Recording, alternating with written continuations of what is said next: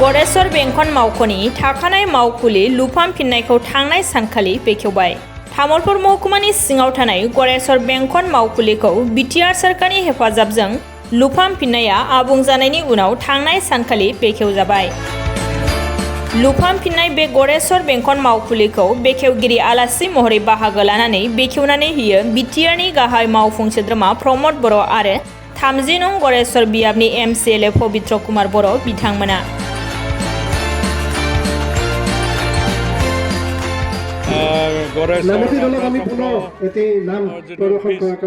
কাৰ্যালয়খন মানে জৰাজীৰ্ণ হৈ আছিলে। তাৰপিছত আমাৰ যেটো বিটিআৰ চৰকাৰৰ এছবিডি ফাণ্ডৰ ৰেভিনিউ ডিপাৰ্টমেণ্টৰ ফালৰ পৰা আমি 28 লাখ টকা পাবলৈ সক্ষম হৈছিলোঁ। হিচাপে এই ফাণ্ডেৰে আমি আজি অলপ সজাই তুলিলোঁ। তাৰ কাৰণে আমাৰ মাননীয় বিটিআৰৰ চিফ মাননীয় প্ৰমোদ বড়ো ছাৰক আমি আজি শুভ উদ্বোধন কৰাৰ কাৰণে আমন্ত্ৰণ কৰিছোঁ আৰু তেখেতে আহি কমেও 1 ঘণ্টামান মানে বক্তব্য দাঙি ধৰিলে। হিচাপে মই খুবেই আনন্দ পাইছোঁ, সুখী হৈছোঁ। আৰু যেহেতু গড়েশ্বৰৰ যিখিনি আমাক অনুদান দিব লাগে পৰাপক্ষলৈকে বিটিআৰ চৰকাৰৰ পৰা আমি বৰ্তমানলৈ মানে যিখিনি পাব লাগে এইখিনি পাওঁ বুলি আমি ক'ব পাৰোঁ। যেহেতু আজিৰ দিনটোত চিফ মহোদয় অহাৰ পিছত 17 বছৰৰ যিবিলাক ৰাস্তা পদূলি হোৱা নাছিলে আজিৰ দিনটোত মানে 21টা ৰাস্তা 2 বছৰত আমি চিচি ব্লকৰ ৰাস্তা কৰি উঠিলোঁ। তাৰে আমি ষ্টেট গভৰ্ণমেণ্টৰ পৰা চিফ মহোদয়ৰ জৰিয়তে মানে 4.4 কোটি টকাৰ 5 কিলোমিটাৰ ৰাস্তা নিৰ্মাণ হ'ল RID ফাণ্ডৰ পৰা। এইটো নিৰ্মাণ হৈ গ'ল।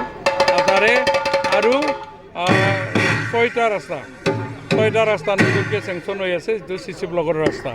এইখিনিও মানে বৰ্তমান কৰিবলৈ গৈ আছে।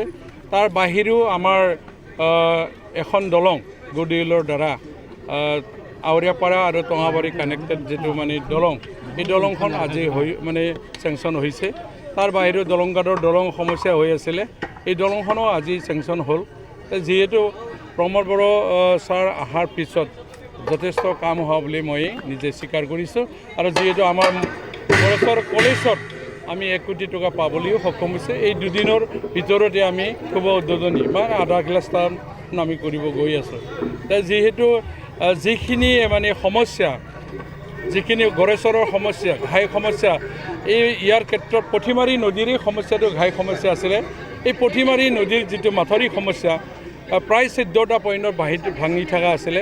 আজি সেই সমস্যাটো সমাধান হ'বলৈ গৈ আছে। তাৰে ৰাইট বেংকত মানে 34 কোটি, লেফ্ট বেংকৰ মানে 29 মানে ক্ৰ'ৰ আমি পাবলৈ সক্ষম হৈছে। নিৰ্মাণ কাৰ্যসূচী চলি আছে। এইবিলাক মানে খুব মানে পৰিৱৰ্তনৰ এটা দিশ বুলি আমি ক'ব পাৰোঁ।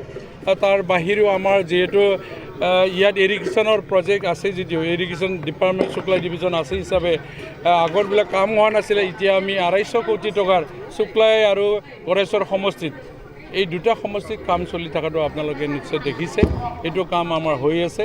তাৰ বাহিৰেও আমাৰ গড়েশ্বৰৰ পৰা মানে চাৰিআলিৰ পৰা বগামাটিলৈ যোৱা ৰাস্তা, যিটো ঘাইপথ বগামাটি যোৱা, এই ৰাস্তাটোৰ মানে চেংচন অৱস্থাত মানে ষ্টেট গভৰ্ণমেণ্টৰ পৰা দিছে হিচাপে কাম চলিব দুদিনৰ পিছতে।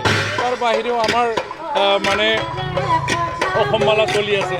গড়েশ্বৰৰ যিটো মানে কমিউনিকেশ্যনৰ ক্ষেত্ৰত মই ক'ব বিচাৰিছোঁ কিছু এই বছৰৰ এলায়েন্স চৰকাৰ হিচাপে প্ৰশংসনীয় বুলি মই নিজেই কৈছোঁ। মই এজন এমচিএলএ হয়, গড়েশ্বৰৰ এমচিএলএ, মই বৰ্তমানে সুখী। এইখিনি মই ক'ব লাগে। আৰু চিফ ছাৰে যিটো আজিৰ অনুষ্ঠানত অহাৰ কাৰণে মোৰ পৰা অশেষ ধন্যবাদ জ্ঞাপন কৰিছোঁ।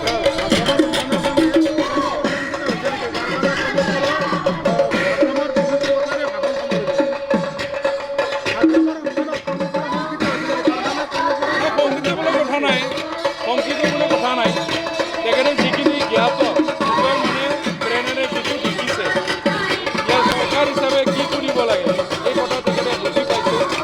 চেণ্ট্ৰেল ষ্টেটৰ যি মানে ডিপাৰ্টমেণ্টবিলাক আছে এইখিনি তেখেতে দিনে ৰাতি আপ্ৰাণ চেষ্টা কৰাটো মই দেখিছোঁ।